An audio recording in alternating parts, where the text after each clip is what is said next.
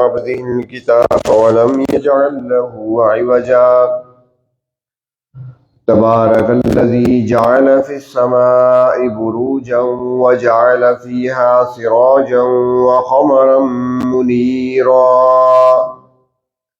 أشهد أن لا إله إلا الله وحده لا شريك له وأشهد أن سيدنا ومولانا محمدا عبده ورسوله أما بعد فأعوذ بالله من الشيطان الرجيم بسم الله الرحمن الرحيم يا أيها الذين آمنوا كتب عليكم الصيام كما كتب على الذين من قبلكم لعلكم تتقون صدق الله مولانا العظيم مولاي صل وسلم دائما أبدا على حبيبك خير الخلق كلهم. قابل احترام بزرگوں اور عزیز دوستو، اللہ تبارک و تعالی کے ہم پر بہت زیادہ احسانات اور انعامات ہیں، اور انعام اور احسان کرنے والے خود فرماتے ہیں کہ اگر تم شمار کرنا چاہو، گننا چاہو، تو تم میری نعمتوں کو، میرے احسانات کو جو تم پہ ہیں شمار نہیں کر سکتے. اللہ رب العزت کے علم میں یہ بات پہلے سے موجود تھی. ایک وقت آئے گا انسان ترقی کرے گا، جو آج ہزاروں کا حساب بمشکل کرتا ہے وہ اربوں اور کھربوں کا حساب کرے گا. سیکنڈوں کے اندر کمپیوٹر کا زمانہ ہوگا، تیز رفتار مشینریاں ہوں گی، انسانی دماغوں سے بھی زیادہ جلد کام کرنے والی مشینریاں ایجاد ہو جائیں گی. لیکن اللہ تبارک و تعالیٰ نے ان ساری چیزوں کو سامنے رکھتے ہوئے ارشاد فرمایا کہ اگر میری نعمتوں کو تم شمار کرنے بیٹھو تو شمار نہیں کر سکتے. یعنی تمہاری مشینیں بھی جواب دے جائیں گی، تمہارے کمپیوٹر بھی جواب دے جائیں گے. تمہارے پاس کوئی ایسا آلہ موجود ہی نہیں ہے اور نہ ہوگا کہ جس کے ذریعے سے تم میری طرف سے آنے والی نعمتوں کو شمار کر سکو. تو یہاں پر رمضان کا چونکہ دوسرا جمعہ ہے اور اسی حوالے سے چند ایک باتیں عرض کی جاتی ہیں. تو جو نعمتیں اللہ رب العزت نے ہمیں عطا فرمائی ہیں ان پر اگر ہم غور کریں، سال میں 12 مہینے ہوتے ہیں. محرم سے آغاز ہوتا ہے، ذی الحج پہ مکمل ہوتا ہے سال. اگر ان 12 مہینوں کو دیکھا جائے تو جس مہینے سے سال کا آغاز ہو رہا ہے وہ مہینہ بھی حرمت والا، محرم الحرام، برکت والا مہینہ، حرمت والا مہینہ. اور جس مہینے پر سال کا اختتام ہو رہا ہے وہ بھی مہینہ حرمت والا، عظمت اور برکت والا مہینہ. پھر اگر ہم سال کو 2 حصوں میں تقسیم کریں مہینوں کے لحاظ سے، پہلے 6 مہینے الگ، دوسرے 6 مہینے الگ، 2 حصوں میں تقسیم کریں گے 12 کو تو 6 بنے گے. اب جو پہلے 6 مہینے ہیں، اب پہلے 6 مہینوں میں درمیانی مہینہ اللہ تبارک و تعالیٰ نے وہ رکھا ہے جو باقی مہینوں پر نمایاں اور فضیلت رکھنے والا ہے، خیر و برکت والا مہینہ ہے، جس مہینے کو ربیع الاول کہا جاتا ہے. اور اس مہینے میں جناب نبی کریم صلی اللہ علیہ وسلم کی ولادت باسعادت ہوئی، آپ دنیا میں تشریف لائے. آپ صلی اللہ علیہ وسلم کا آنا دنیا والوں کی طرف، آپ کا مبعوث ہونا اللہ رب العزت کے انعامات اور احسانات میں سے اتنا بڑا احسان ہے، اتنی عظیم نعمت ہے کہ پروردگار عالم نے جتنی بھی نعمت ہمیں عطا فرمائی ہے کسی نعمت پر احسان نہیں جتلایا. میرے بندے میں نے تمہیں زندگی دی ہے، میں نے تمہیں حسین بنایا ہے، میں نے تمہیں اچھی شکل و صورت عطا کی ہے، میں نے تمہیں اشرف المخلوقات بنایا ہے، میں نے تمہیں صحیح سالم بنایا، تندرست بنایا، تمہیں صحت عطا کی، تمہیں جوانی عطا کی، میں نے تمہیں نعمتیں دنیاوی دی ہیں، کھانے پینے کی نعمتیں ہیں، گھر بار کی نعمتیں ہیں۔ کسی نعمت پر اللہ تبارک و تعالیٰ نے احسان نہیں جتایا، لیکن ربیع الاول میں آنے والی نعمت ایسی عظیم نعمت ہے، اتنی بڑی نعمت تھی کہ اللہ تبارک و تعالیٰ نے احسان جتلایا۔ لقد من اللہ علی المؤمنین اذ بعث فیہم رسولا، تحقیق اللہ تبارک و تعالیٰ نے ایمان والوں پر احسان کیا ہے کہ اپنے نبی کو، اپنے محبوب کو ان میں مبعوث کر دیا ہے۔ اتنا بڑا انعام۔ تو پہلے اگر 6 ماہ کو دیکھا جائے، سال کا پہلا حصہ، اس 6 مہینوں کے اندر جو تیسرا مہینہ آتا ہے درمیان والا، محرم، صفر، اس کے بعد ربیع الاول، تیسرا مہینہ آتا ہے، تو تیسرا مہینہ، درمیانی مہینہ، خیر و برکت کا مہینہ، ربیع الاول کا مہینہ، اور اس کے بعد جو دوسرا حصہ بچے گا ہمارے پاس سال کے باقی 6 مہینے، تو اب اگر ان باقی 6 مہینوں کو دیکھا جائے تو ان میں جو درمیانی مہینہ ہے، ان میں جو تیسرا مہینہ ہے، وہ رمضان کا مہینہ ہے، جس مہینے کو ہی اللہ تبارک و تعالیٰ نے خیر و برکت اور رحمت والا مہینہ قرار دیا ہے۔ یہاں پر ایک بات اور بھی سمجھیں کہ علماء فرماتے ہیں کہ اللہ رب العزت نے 24 گھنٹے، جو ہمارے دن رات کی 24 گھنٹے ہوتے ہیں، 24 گھنٹے کے جو اوقات ہیں، ان میں سے اللہ تبارک و تعالیٰ نے 5 وقتوں کو پسند فرمایا۔ 24 گھنٹوں میں سے اللہ رب العزت نے 5 اوقات کو پسند فرمایا، اور جو اللہ نے پسند کر لیے ان میں 5 نمازیں ہمیں عطا کر دی۔ اللہ رب العزت نے دنوں میں سے ایک دن کو پسند فرمایا، دنوں میں سے فضیلت دی جس دن کو، تو اللہ رب العزت نے دنوں میں سے فضیلت کے لیے جو دن پسند فرمایا وہ جمعے کا دن۔ اور پھر اللہ رب العزت نے راتوں میں سے، جو راتیں اللہ نے بنائی ہے، ساری اللہ کی پیدا کرتا ہے، مخلوق ہے، تو اللہ نے اپنی بنائی ہوئی راتوں میں سے جس رات کو پسند فرمایا اس رات کو لیلۃ القدر کہا جاتا ہے۔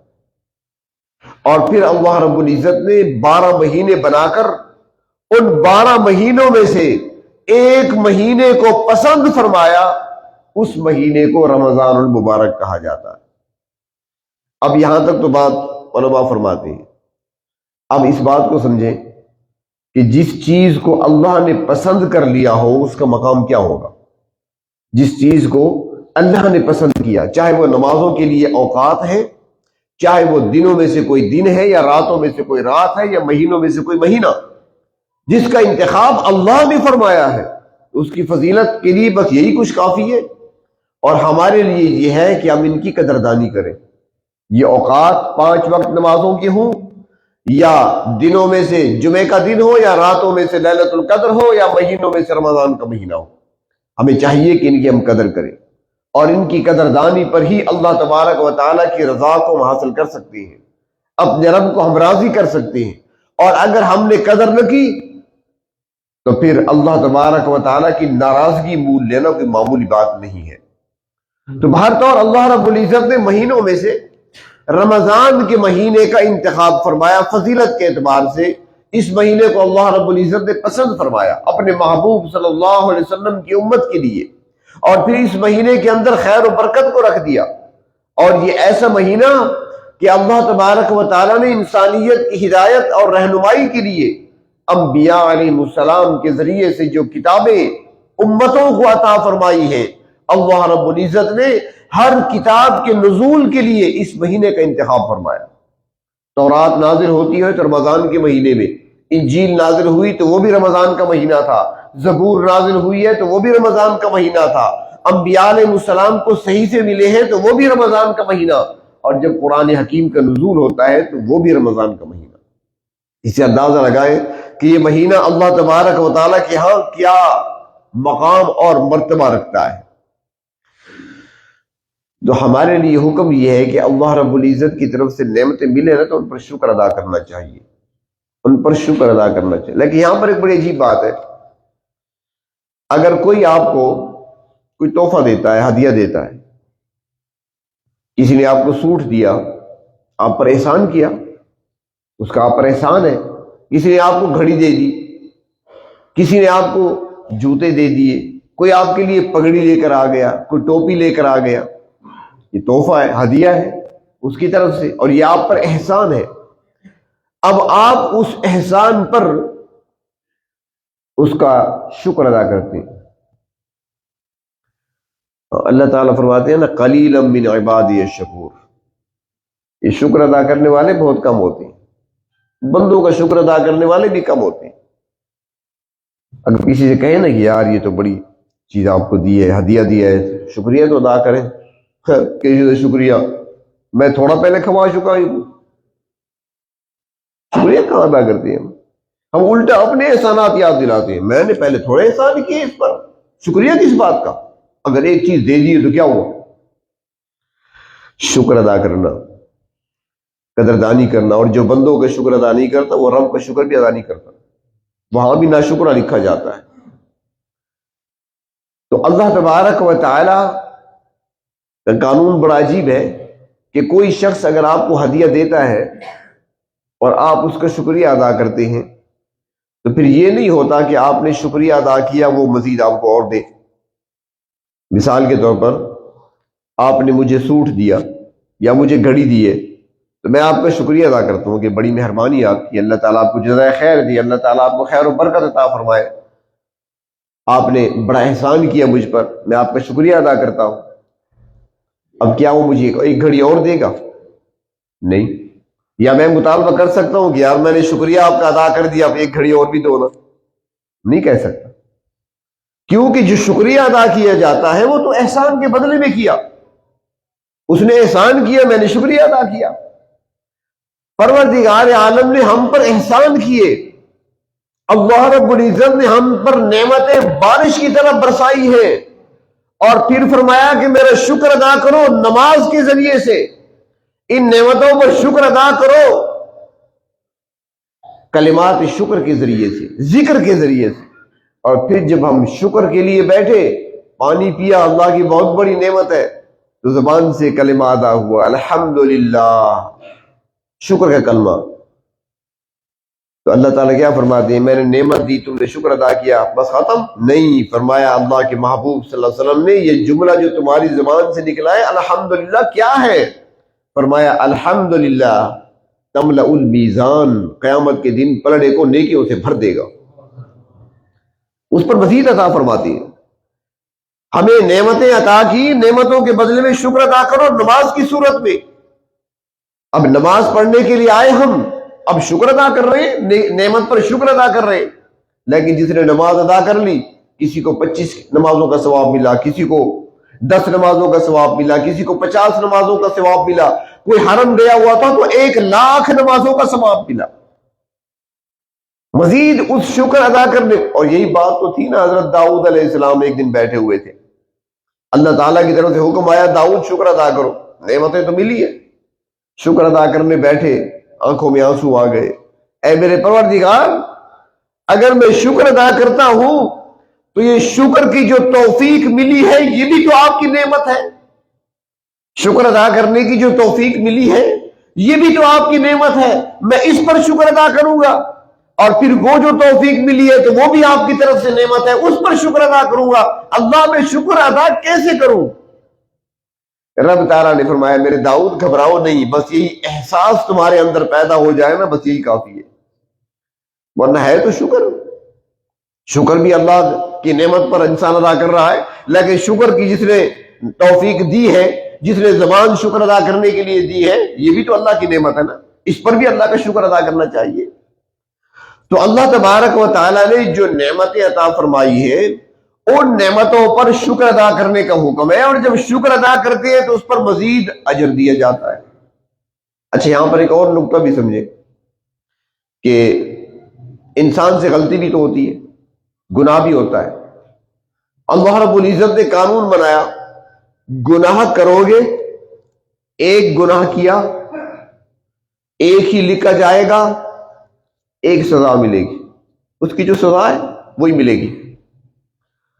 نیکی ایک کرو گے، ایک نہیں لکھی جائے گی، کم سے کم 10 لکھی جائے گی۔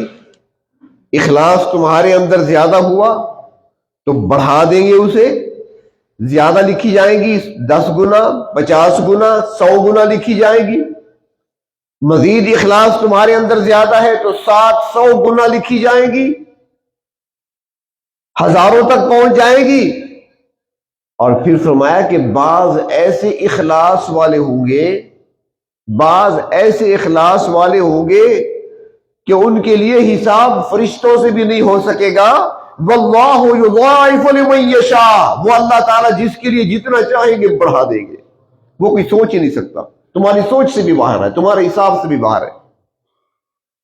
تو اب یہ بڑھایا جا رہا ہے، ایک نیکی کا اجر بڑھتا جا رہا ہے، اور گناہ کیا انسان نے وہ ایک ہی لکھا گیا، ایک ہی گناہ، اور اس کی سزا وہ ایک ہی۔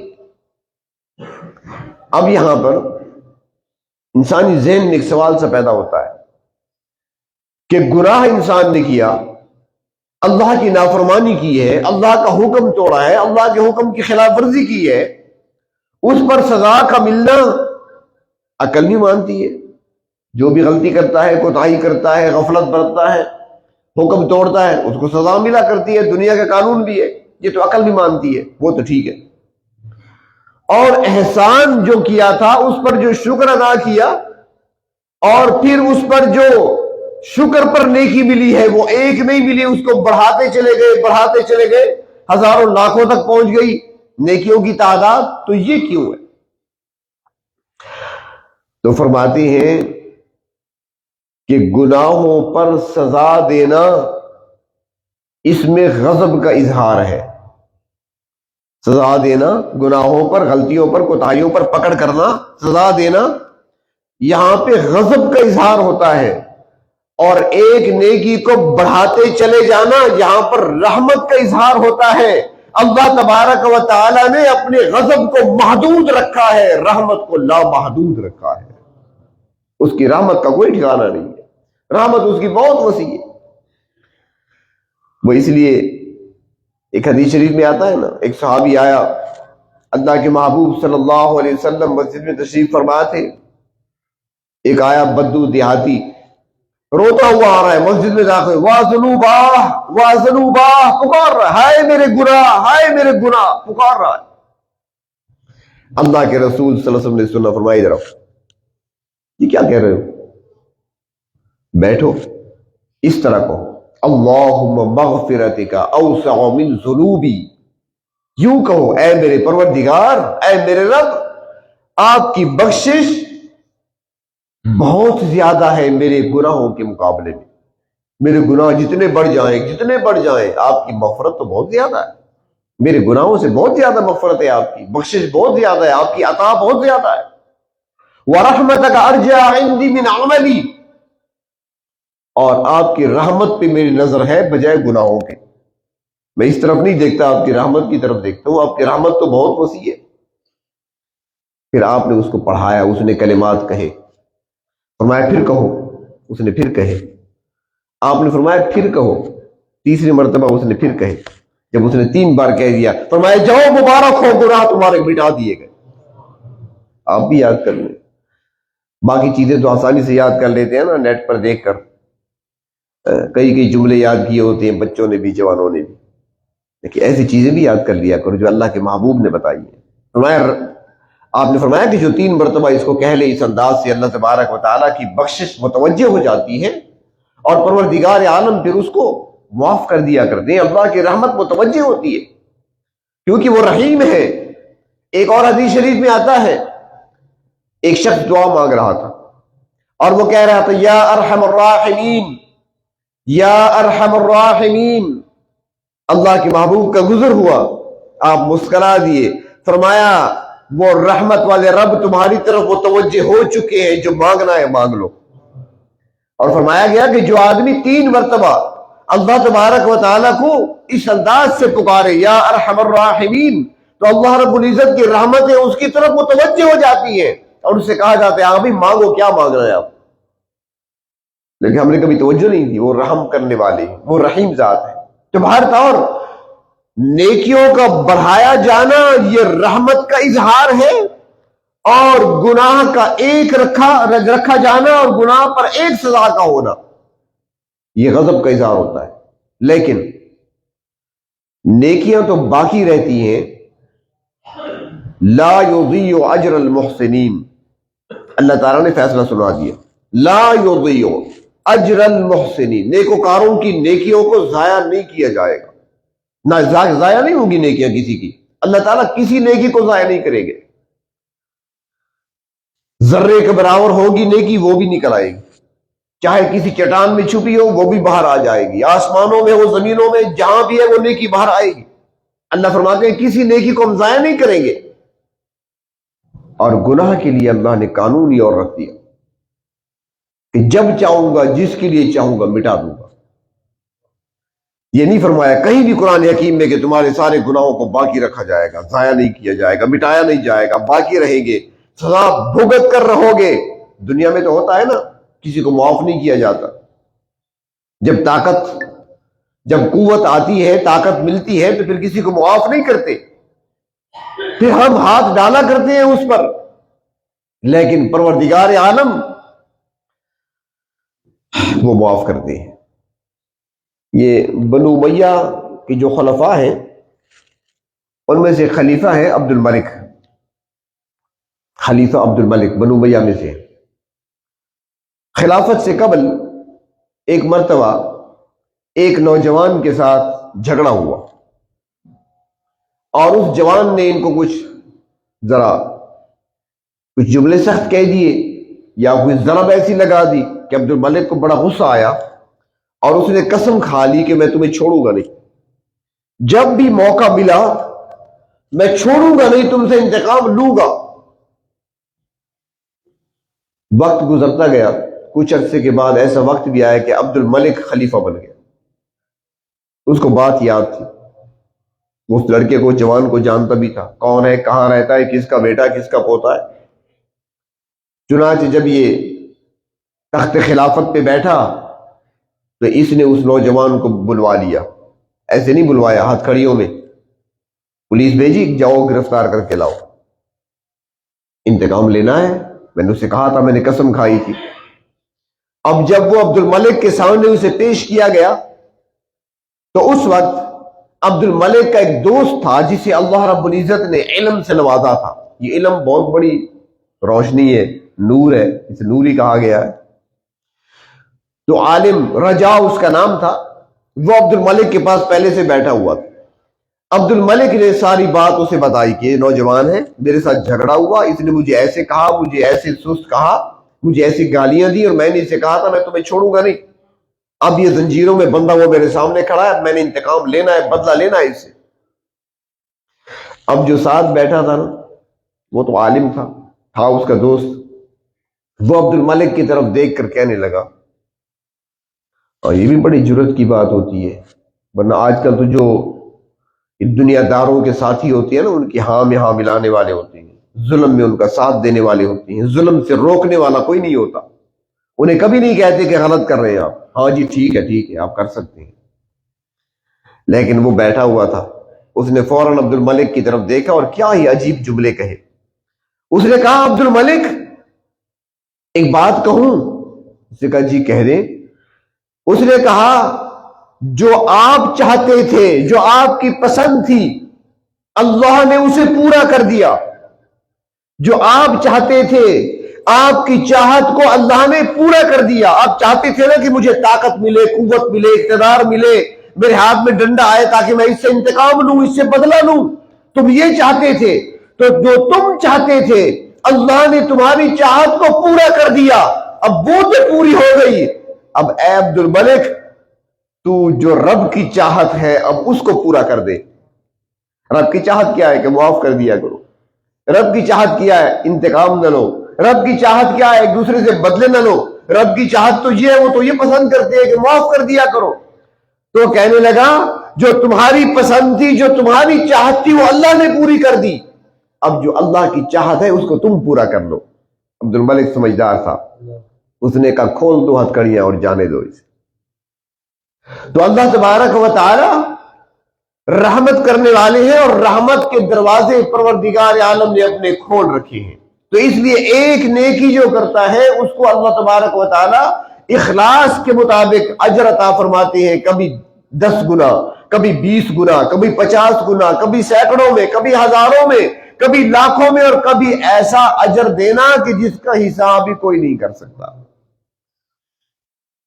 اور یہ بھی تو اللہ تبارک و تعالی کی رحمت ہی ہے، اور اللہ رب العزت کا احسان ہی ہے کہ جب روزے کی باری آئی تو پھر اجر و ثواب کسی کو بتایا ہی نہیں ہے۔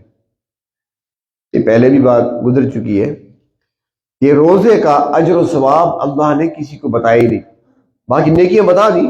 راستے میں آپ جا رہے ہیں، راستے میں کانٹے والی چیز پڑی تھی، کوئی شیشہ پڑا تھا، کوئی کانٹا پڑا تھا، کسی کو تکلیف پہنچ سکتی تھی، کوئی روڑا تھا، کوئی پتھر تھا، آپ نے راستے سے ہٹا دیا، فرمایا ایک نیکی مل گئی، ایک گناہ گر گیا۔ اسی طرح مسجد میں آ کر نماز پڑھی، 25 گنا نمازوں کا ثواب بڑھ جاتا ہے، جامع مسجد میں پڑھی تو 50 گنا بڑھ گیا، مسجد نبوی میں جا کر نماز پڑھی تو 50,000 تک جا پہنچا، حرم کعبہ میں آ گئے تو 1,00,000 نمازوں کا ثواب کما لیا، نمازوں پر بتا دیا۔ حج کیا ہے، پیدل کیا تو ہر قدم پر کتنی نیکیاں ملیں گی، گھر سے چلیں گے کتنا ثواب ملے گا، بتا دیا۔ زکوٰۃ ہے، باقی جتنے بھی اعمال ہیں جو فرائض ہیں ان پر اجر و ثواب اللہ رب العزت نے پہلے سے بتا دیا، اتنا اجر ملے گا، اتنا اجر ملے گا، اتنا ثواب ملے گا۔ لیکن جب روزے کی باری آئی تو فرمایا الصوم لی وانا اجزی بہ، روزہ میرے لیے ہے۔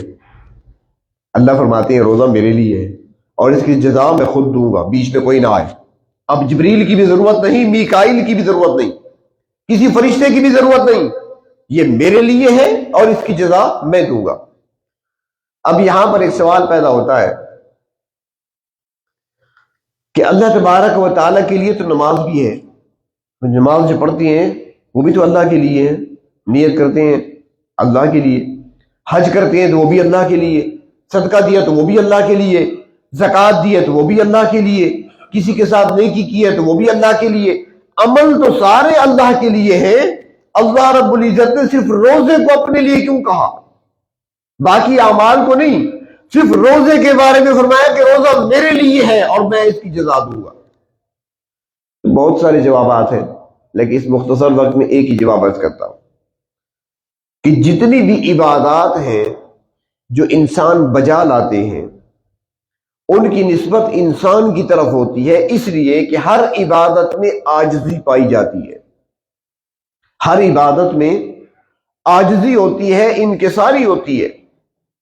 اب نماز میں دیکھ لیں، یہاں پر بندہ کبھی جھک رہا ہے، کبھی پیشانی رگڑ رہا ہے، کس انداز سے کھڑا ہے۔ وہ بندہ جو باہر گلی میں گزرتا ہے نا تو کوئی اس کے ساتھ گزر جائے، تھوڑا ٹچ ہو جائے تو ایسے دیکھتا ہے کپڑوں کو خراب تو نہیں ہو گیا۔ ہوتے ہیں نا بازار میں، آپ نے دیکھے ہوں گے کئی ایسے، آپ سے ہاتھ ملائے گا نا پھر ہاتھوں کو دیکھے گا کہ یہ ہاتھ میرے گندے تو نہیں ہو گئے۔ وہ جگہ پہ بیٹھے گا تو کئی مرتبہ جگہ کو دیکھے گا کوئی داغ نہ لگ جائے کپڑوں پر، لیکن یہاں جب آئے گا وہ نہیں دیکھے گا میرے ساتھ کون کھڑا ہے، وہ سب بھول جائے گا۔ اللہ کے سامنے کھڑا ہے، صف میں کھڑا ہے، اب نہیں دیکھے گا میرے دائیں کون ہے بائیں کون ہے، اب سب کچھ بھول گیا وہ، اب نہیں دیکھے گا نیچے صف پہ مٹی لگی ہے کیا لگی ہے، پیشانی اپنی رکھ دے گا نیچے زمین پر۔ تو عاجزی پائی جاتی ہے۔ بڑا تکبر والا شخص ہوگا جو کسی کے سلام کا جواب بھی نہیں دیتا، لیکن سال پورا ہوا مال پر زکوٰۃ لے کر غریب کے دروازے پہ پہنچ جاتا ہے، عاجزی پائی جاتی ہے۔ وہ آدمی جو کاٹن کے سوٹ پہننے والا اپنے سوٹ پر بل نہیں آنے دیتا، ہر وقت اپنے آپ کو بنا سنوار کے رکھتا ہے، بغیر خوشبو کے گھر سے باہر نکلتا نہیں، لیکن حج کے موقع پہ دیکھو وہ کیسا لباس سے بے تن کیے ہوئے، کہاں ہے اس کے بال دیکھو بکھرے ہوئے، خوشبو کی جگہ بدبو آ رہی ہے پسینوں کی۔ تو ہر عبادت میں عاجزی پائی جاتی ہے، اور عاجزی یہ انسان کا وصف ہے۔ میری بات کو سمجھنا جو بات میں کرنے لگا ہوں، ہر عبادت میں عاجزی کا اظہار ہوتا ہے، اور عاجزی یہ انسان کی صفت ہے. اللہ تعالیٰ تو عاجز نہیں ہے نا. اللہ تعالیٰ کی صفت میں عاجزی نہیں ہے، برتری ہے، بلندی ہے. انسان کے اندر عاجزی پائی جاتی ہے، یہ انسان کی صفت ہے. اور جب انسان اس صفت کو اپنائے گا وہ کمال کو پہنچے گا. کہتے ہیں نا، مٹا دے اپنی ہستی کو اگر کچھ مرتبہ چاہیے، کہ دانا خاک میں مل کر گل و گلزار بنتا ہے. اپنے آپ کو مٹانا پڑتا ہے. جو آدمی اپنے آپ کو مٹا دیتا ہے، عاجزی انکساری کو اختیار کر لیتا ہے، تو پھر اللہ تبارک و تعالیٰ اسے اٹھاتے چلے جاتے ہیں، بلند کرتے چلے جاتے ہیں، مرتبہ بلند ہوتا ہے. تو عاجزی یہ انسان کی صفت ہے، اور ہر عمل میں عاجزی ظاہر ہوتی ہے. لیکن روزہ جو ہے اس میں کیا ہوتا ہے؟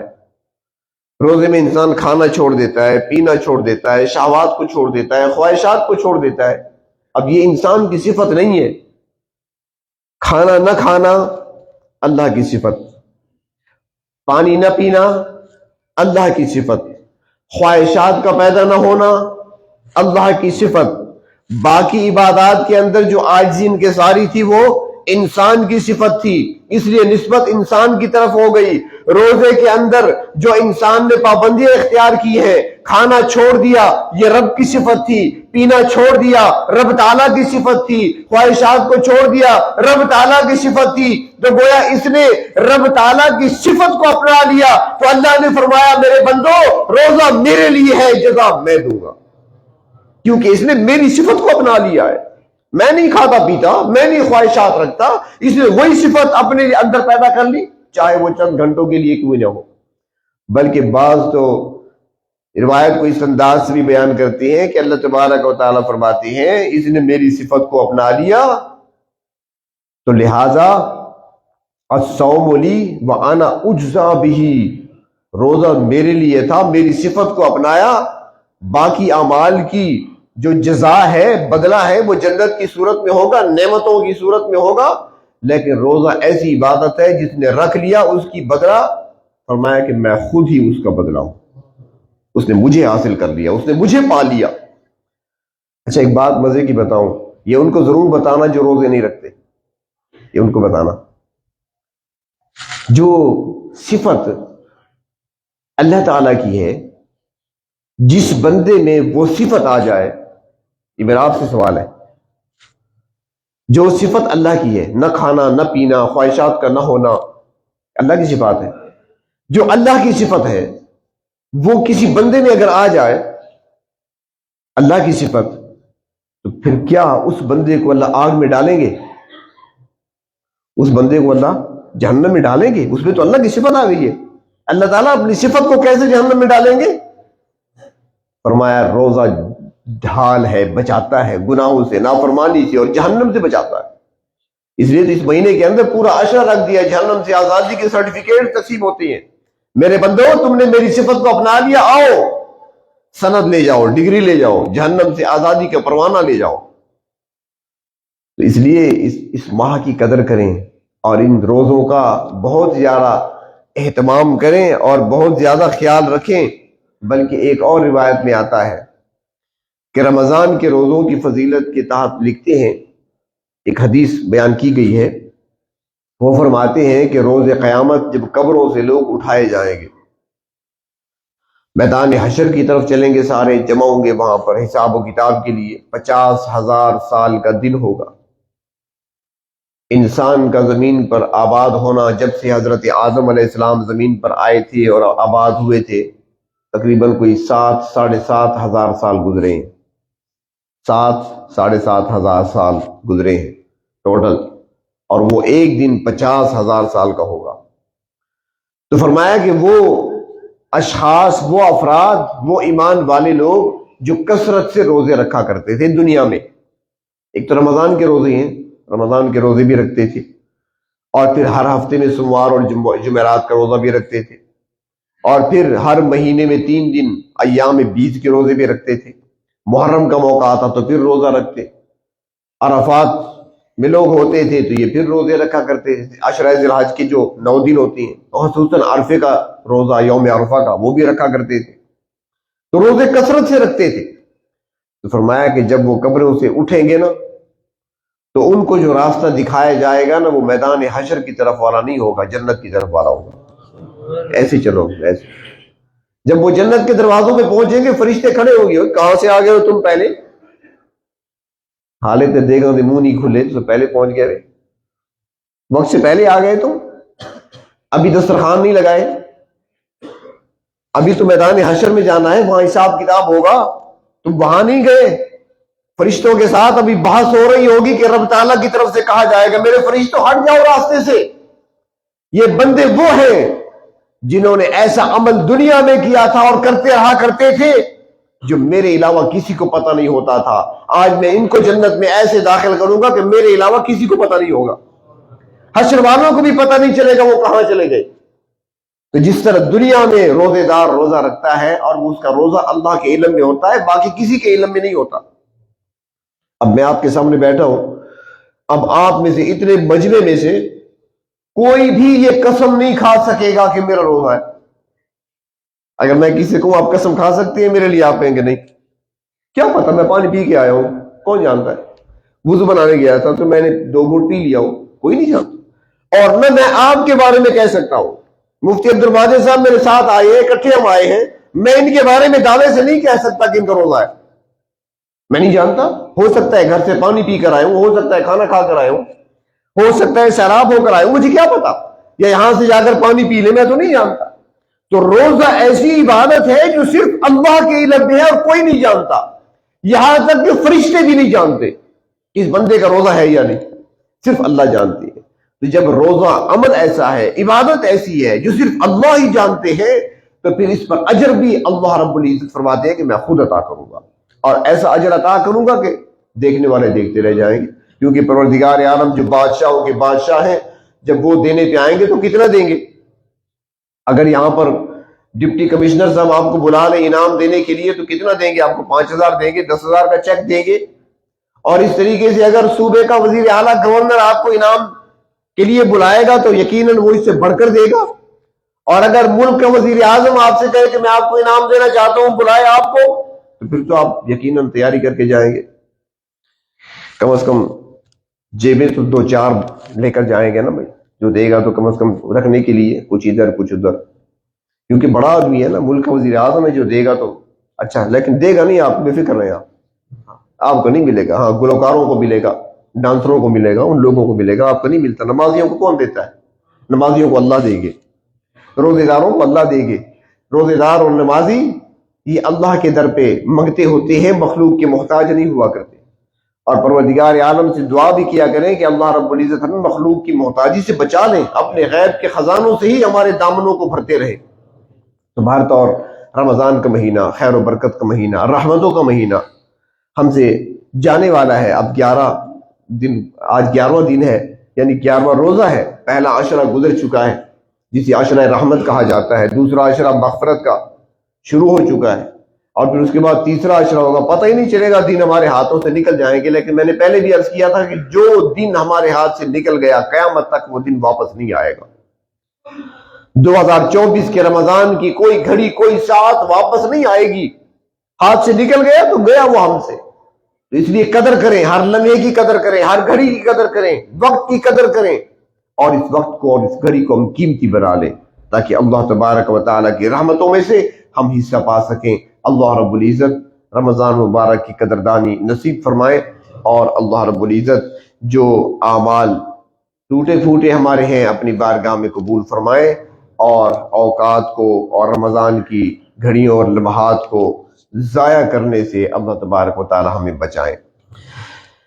یہ آخر میں اپیل ہے کہ ہمارے شہر کا ہی ایک وہ دینی علمی ادارہ جس نے تھوڑے وقت میں بہت بڑا نام کمایا اور تھوڑے وقت میں بڑا کام بھی کر کے دکھایا، توصیف آباد میں واقع مدرسہ فیض العلوم مشہور ادارہ اور مدرسہ ہے۔